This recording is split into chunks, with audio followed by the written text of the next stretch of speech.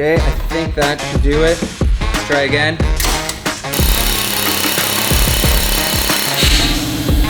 Amongst my racing buddies, we call this organic lightning. By the way, I'm sure a lot of you Eagle Eye viewers will have noticed this 1995, is it, Pete? Welcome back to our sports sedan build-off. I bought this cheap 2008 Honda Civic Si sedan, and Pete spent bigger bucks on an E90 M3. But that means I've got a lot more budget to build the Civic, and as you can see, I'm gonna need it. But the good news is it did come with a K24 bottom end and a genuine FD2 Type R front end. With a fresh coat of championship white from our buddy Richie, the car is already looking 10,000 times nicer, and having dropped the engine to clean up a few things and swap the clutch, oil pan, and rad, we got down to the business of making more power by installing a Kraftwerk supercharger kit, which we further enhanced with a whole host of goodies from K-Tuned, including their wrinkle red valve cover and high capacity fuel rail. With the engine bay looking the business, now it's time to upgrade the exhaust, suspension, and brakes before we do the first startup on the supercharged setup.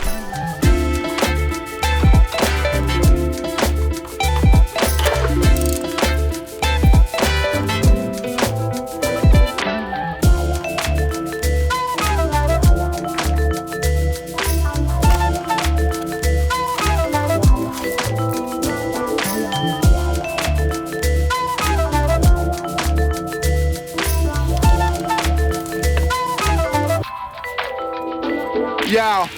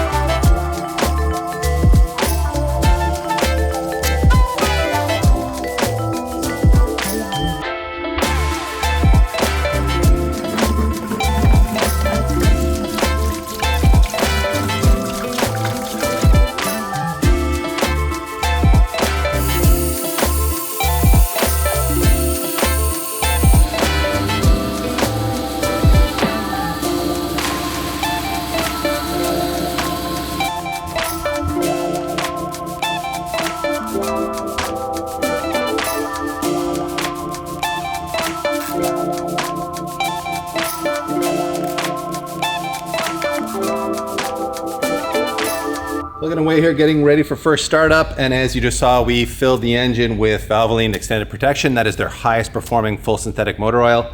It's like 50% better than industry standards for wear protection. And we put Valvoline Full Synthetic 75W90 in the gearbox. 90 weight is the specified weight for that transmission. You also saw us use a new Pro Series OE Plus oil filter and battery. And Pro Series is a OE Plus, meaning OE or better quality brand, available exclusively at Part Source or Canadian Tire. So we're hoarding the good stuff up here north of the border, folks. Moving on to the exhaust system, we are doing away with that 2.5-inch spoon system, which is very loud and isn't really going to flow as well as we need in a boosted application, or frankly, even in an NA application. You really want a 3-inch exhaust on the K motors, as we all know. And to do that, we have gone to Full Race, who make this beautiful 304 stainless polished exhaust system. This is just the muffler section. It also has a large resonator. So it's not only the right diameter for our application, but we also think it's going to be quite a bit quieter than the spoon because of the dual resonator and muffler combo. And I also think it looks great. So all in all, I think this is a big win in the upgrade department. Got the exhaust system hanging here and it fits beautifully. It looks great, but we do have a compatibility issue where the skunk header has a 2-bolt flange and the Full Race has a 3-bolt. And this is what the previous exhaust system had as sort of an adapter between the header and the spoon system. This, however, will not work here. So we are going to jump onto Turn 14's website right now and order up a part that Vibrant Performance makes that's going to let us fix this quite quickly and easily.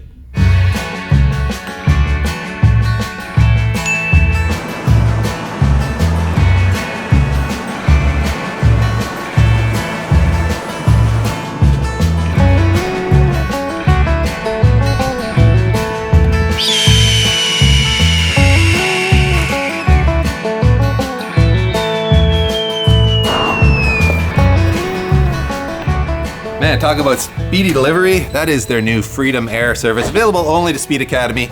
Don't try to tap in on that one, guys, but they do cover 45% of the US in 1 day and 100% of the US in 2 days. So amazingly efficient shipping. And this, of course, is our Vibrant Performance exhaust flange that's going to fix that compatibility issue with the exhaust system.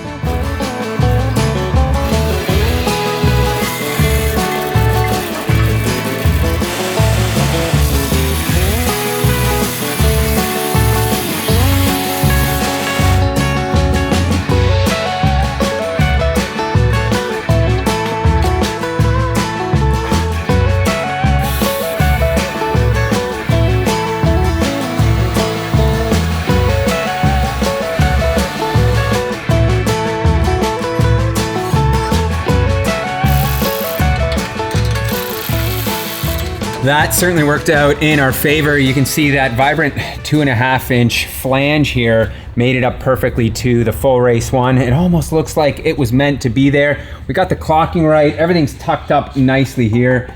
So we are good under here. If you know K-Series Hondas, they like to push oil at high RPM on the racetrack. So we are going with a catch can setup. This is the Gen 3 model from Vibrant Performance, their latest and greatest. It does offer a massive Dash 12 fitting on the top. We have Dash 10 fittings on our K-tuned valve cover, so we are going to need a reducer here, and then we're gonna make all of this work, make it look nice and fancy. The trickiest part is going to be fitting it in the engine bay. Now, I did opt for the large sized canister. We should have probably gone with a small and it would have been adequate enough, especially because of the giving space constraints that we have here now. As you can see, I am using what is a bracket that was for the intake box, and it mounts the transmission, and I think we're gonna be able to reuse it, put this down here, right in this area here, and this should hopefully, I'm hoping this will bolt up properly. This catch can is in place with that bracket. We've got one of the lines, this one with the 120-degree fitting, going down, breathing to atmosphere, and then this line here running to the valve cover, and now I'm gonna do the other one here to finish this off. And look at DP, we got the black with the red pinstripes. I know. Is this pinstriping? Sure. It's a detail. Yeah. What do you call that? I don't even know, but it's got the valve cover red stripes on it, or dots, or whatever you want to call it. But look at it, it's gonna look so nice, all with the red and black theme that we've got going on here. Okay, and then I'm gonna do this side, and we are gonna be good to go. You can see I'm using these types of banjos here, so they're low profile, and I want that because it's gonna give us better space here, and on top of that, we want this kind of raised up because there is a header down there, so we don't want these pointing down at all towards the header. All right, that is our belt in place, and it's got good tension. For those of you who care, that is a 7PK 1815. We went through like how many belts? 4? 3 or 4 at least. The humorous part of all this is, well, this motor is designed for a 7-rib pulley, or sorry, a 7-rib belt. However, we looked at the Kraftwerks belt after installing this one and realized they went with a 6-rib. And it's because you can see here the belt, the 7-rib is very, very close to the bracket that the Rotrex mounts on. However, I went online, searched the forums, and there are guys running 7-rib belts on this exact setup, and they do claim that they have a less belt squeal and less belt slip than they do with the 6-rib that Kraftwerk supplies. So we're gonna try it, we're gonna see if it rubs, if it does anything scary, and if it does, then we'll go back to a 6-rib. All right, so we have our map loaded in from Tuning by Nick. He usually does this type of service where he will give you a base map that's rough to get the car started, so we don't end up taking this car to the dyno, then having issues there, and then having to troubleshoot. So this should technically get us fired up right now. Oh, it's not working because car alarm, aftermarket car alarm. Oh, man, this thing. We gotta do something about that. We gotta get rid of that. Okay, I think that should do it. Let's try again. Oh, thought about it. It did. This damn alarm, man. Hold on. Unplug. Disarm. Key in. Oh, like a Honda. Fires right up.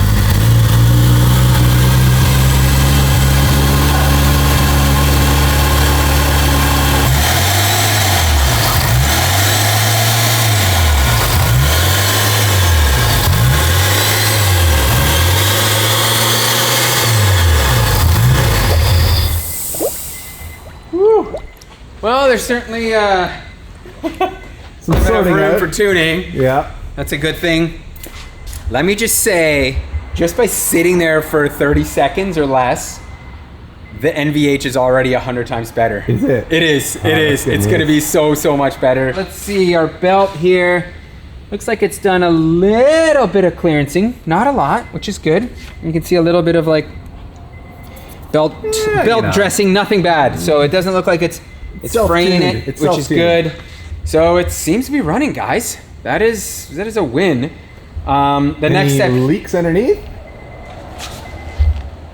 No leaks. No leaks. That's a good thing. Once we get this thing up to operating temperature, we can look. I'm pretty sure that crank pulley is going to be fine. We got to watch it for the wobble and just bleed the cooling system. Well, Tuning by Nick has jumped on the computer and has sorted out the idle, so it is running much better now. And as you can see, we've got the front end jacked up as high as we can go.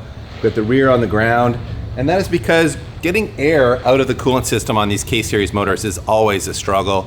Just the way the hoses are routed and the way the water neck is designed and everything, it's just a battle. For whatever reason, our airlift system didn't work so well. So Yeah, we didn't get good vacuum in there for a good filling action. But anyway, gone back to the old school way of just like jacking the front end up as high as you can, running the engine, and hoping that by creating a very high point in the cooling system that the air wants to travel up to this high point. That should fix our problem.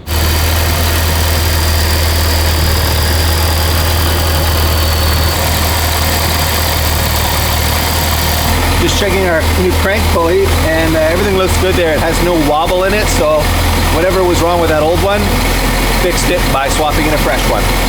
Oh, back I should mention that the full race exhaust system has a really nice, deep, clean tone to it. No hint of any rasp or anything metallic sounding. So really excited to hear what this sounds like at wide open throttle, but at idle it sounds great.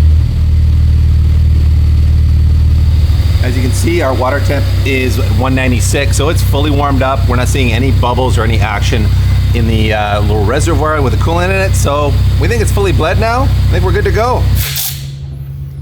All right, steaming ahead, moving on to suspension, and look at these beauties, everybody. you're not keeping those? Those are going, as they say in Australia, in the bin, because they have seen better days.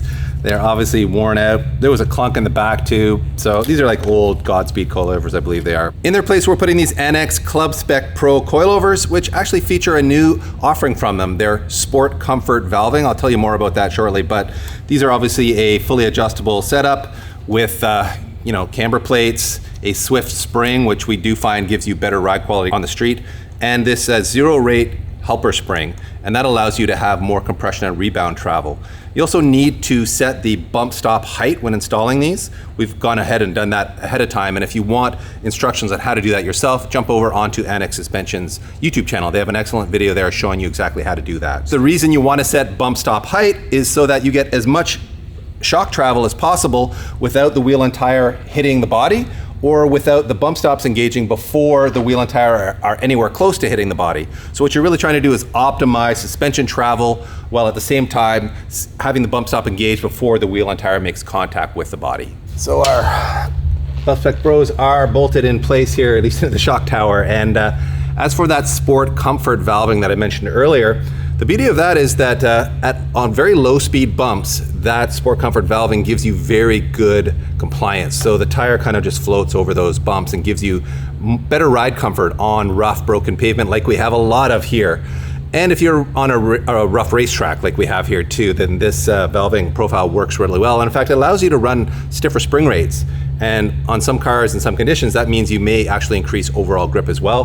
However, if you live where the racetracks are smooth and the roads are smooth, then you probably just want to go with the Club Spec Pro standard valving. We're now doing a full suspension overhaul with hard race everything from our homies at Stage4Motorsports.com, starting with this front lower control arm. And if you look at it versus the OEM one, you'll notice that ball joint has a billet spacer underneath it, and that is to correct roll centers.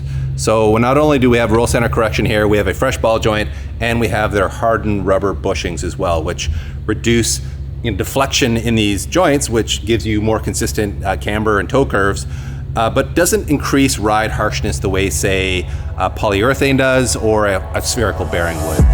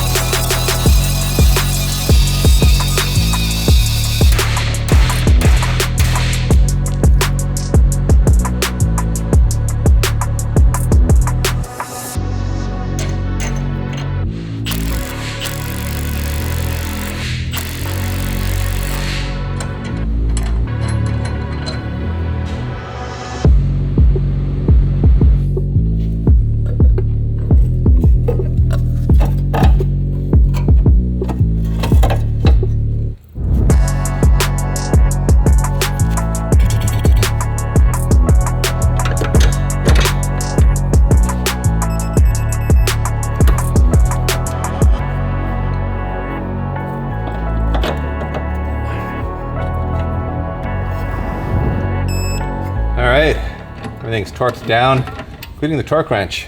And you will notice we've put on longer wheel studs, and that is for reasons you will understand very soon, but there was actually a couple of things that went on here that required these. Well, fellas, we're going big up here. As you can see, we have a 330 mil slotted rotor from K-Tuned as part of their 6-pot big brake kit. This is their 6-pot caliper, and man, what a sexy piece that is. I think the red on the championship white is gonna look super nice, but more importantly, we have a lot more thermal mass here. So we're gonna have much better heat control. The stock brakes on these cars are kind of marginal even at stock power levels, and we are basically doubling stock power levels. So we know we need a lot more front brake if we want to avoid brake fade. Our local track here, TMP, is an absolute monster on the brakes. So these we know will stand up to the punishment, and will ensure that I'm passing Pete in the braking zones and then late braking him and just letting him taste my exhaust. Is this actually like a lap battle now? Oh, like, buddy, is it's full Toge style.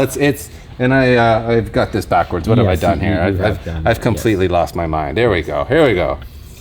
Feast your eyes on that, everybody. That is some sexy stuff. And for brake pads, we've gone with Hawk DTC 60s because it's a pad and a compound we're very familiar with. We tend to run DTC 60s on all our front drive Hondas. They just provide a very affordable solution for a track pad that can take the heat, has excellent initial bite, has good modulation. It just does everything we want a pad to do at the racetrack. Yes, they can be a bit noisy and a bit dusty on the street, so not an ideal pad for the street, but for the racetrack, they're spot on.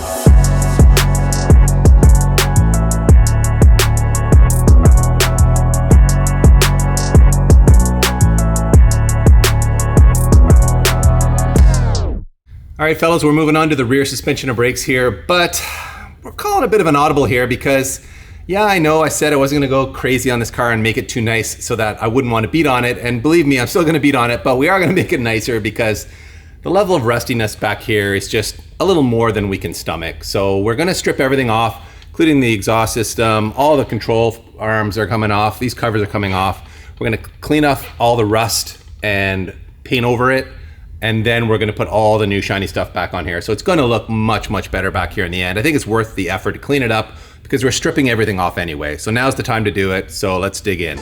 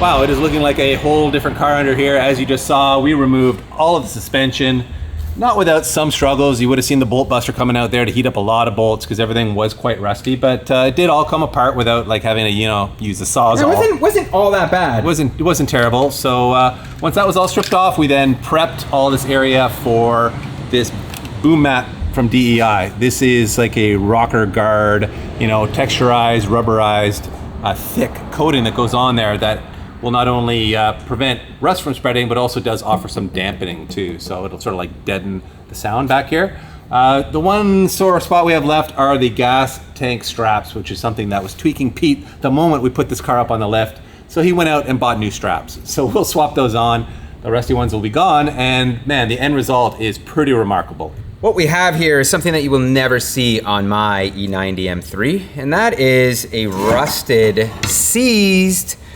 upper control arm here going into the knuckle. This bolt here, people, it is very, very seized in there. The first thing we're gonna do is take off, I hope, we'll see if this comes off here, the back side nut. So let's see what happens. Ready, DP? I'm ready.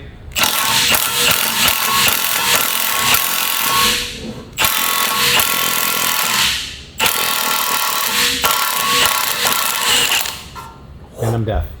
Woo! You can see this is like a notorious Honda problem. What happens is the corrosion and rust get in between the bushing and the bolt, and it seizes in the bushing, and then what you have here now is a bolt that will not come out. So I'm just gonna give this a small little dack with a smaller gun to see now if it'll spin. I doubt it. This one makes awful noises, so let's get some hearing protection here, DP. My ears will thank me later. Let's see. Yeah. No chance. I'm not even gonna bother anymore because I know what we need to do here. The chief is coming out here, and you know he means business. So let's see if the air chisel will do what we need to do here.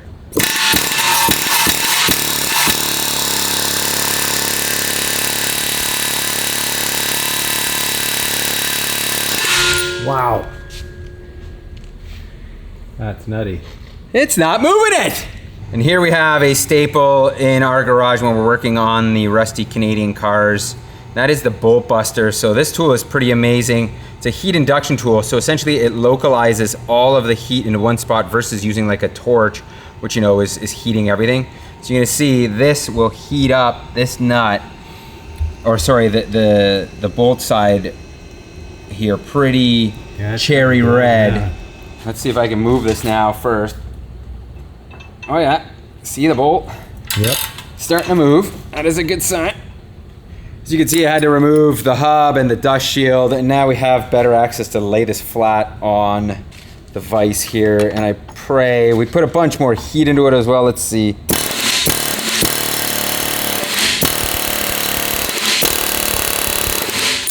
I think it's coming.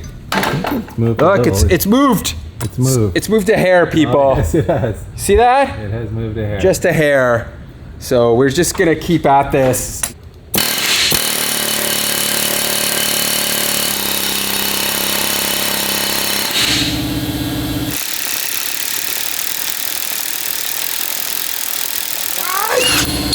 What? Wow. Safe to say, we will not be reusing this bolt. It is mushroomed. There's some aluminum that's built up in it. And now we are moving on to another fun task, removing the bushings because we are upgrading those. And Honda, with their wise wisdom, has decided to make this bushing a double press-in bushing from both sides. So one side is the good one where you can just press it out. We'll show you in a second. But this side here has two sides that are pressed in, so essentially has two lips. So you can't just push on one side because the other side has a lip. So what you need to do is, once again, come in with a chisel this up, and then hopefully get it to the point where it pushes out and you can push this side out. Yeah, it just snaps right off. Look at that. Look at that. This is what is not supposed to happen. It's supposed to cave in and then slowly push itself out. Instead, what has happened here is exactly what I don't want to happen. It's thinking about it. No, it's not. Look at it. No, you're right. I'm just being optimistic. I wish. So here is our bushing removal tool. You can see that mangled end. Now we've put this cup on this side, which is smaller than the diameter of the opening there, and then we just push it through. Look at this. Like, it is puzzling why they went with that. Look at this. And here is our hard race bushing, and you can see this is the OE Honda design where it is pressed in like this. Like, this is the other one. So this is the guy that goes here, and you can see it doesn't have this like two-piece lip idea. If you guys have any reason why this is done, please post in the comments because I really don't get it. Things just continue to get better. This side, this bushing is an irregular size, so I don't have a proper cup to fit this on here, so I'm using a socket. However, that socket does not have a flat edge. Most sockets have a little rounded edge.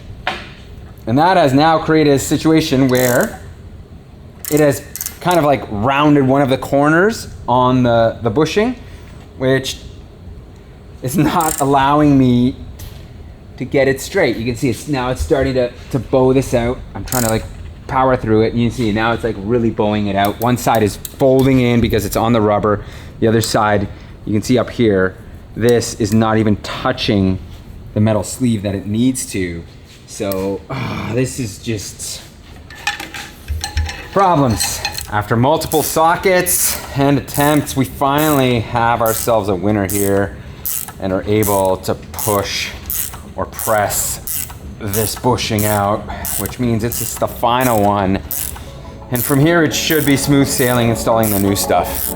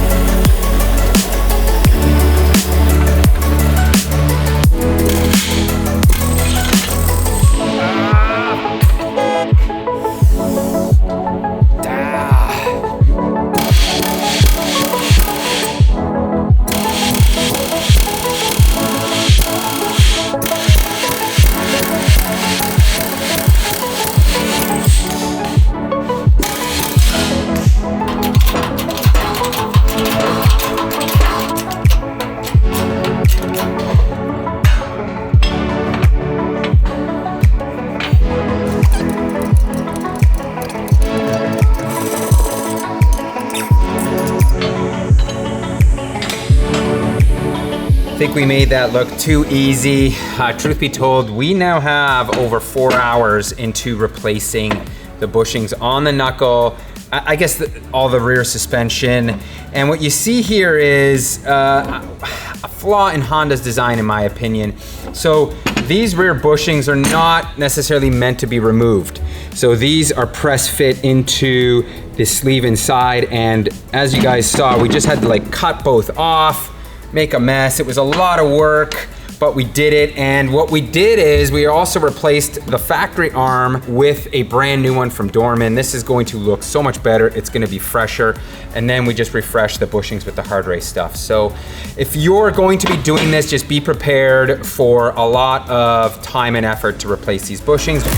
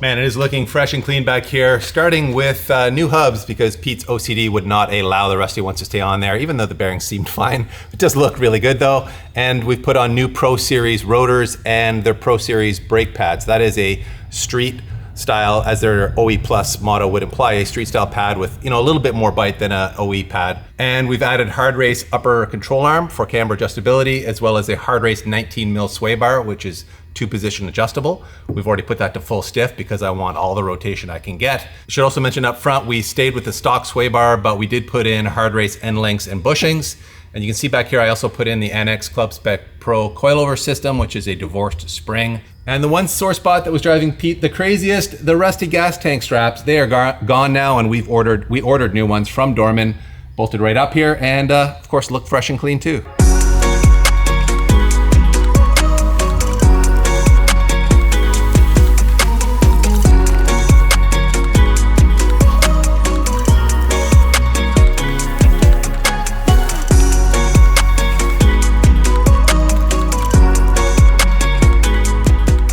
That is a lot of rust off this car, but the upside is, amongst my racing buddies, we call this organic lightning. That's right, everyone. This car just got about 3-4 pounds lighter, and that's gonna help me chase down that M3. All right, fellas, that is a wrap on this episode, and man, it's exciting to have made as much progress as we have. As you can see, we are basically mechanically done here. So in the next episode, we're gonna wrap this build. We're gonna put wheels and tires on it. It's gonna be an exciting wheel reveal. Those are always fun. We'll finish off this FD2 exterior conversion. And most importantly, we'll go to the dyno and tune it and see how much power it makes. After that, of course, we will do a quick build on Pete's M3. Won't take nearly as long as this. And then track battles and street impressions it is. By the way, I'm sure a lot of you eagle-eye viewers will have noticed this 1995, is it, Pete? That's right. It's an EG sedan. And yes, we've complained recently that these cars are very hard to find and are getting very expensive, but this one came to us from the West Coast, and as you can see, it's in very, very good condition. It is a granny's car, and man, it was well cared for. So if you guys want to see like a full episode on it, Pete and I will maybe take it for a drive around here and give you the full backstory and our impressions of what this kind of time capsule EG sedan is like to drive these days. And I don't really know what we've got planned for it, so you're gonna have to stay tuned, but it will be featured on the channel eventually in a build series of some sort. So that's a wrap, guys. Thanks for watching, and we'll see you in the next one where my Civic makes M3 crushing horsepower. Booyah!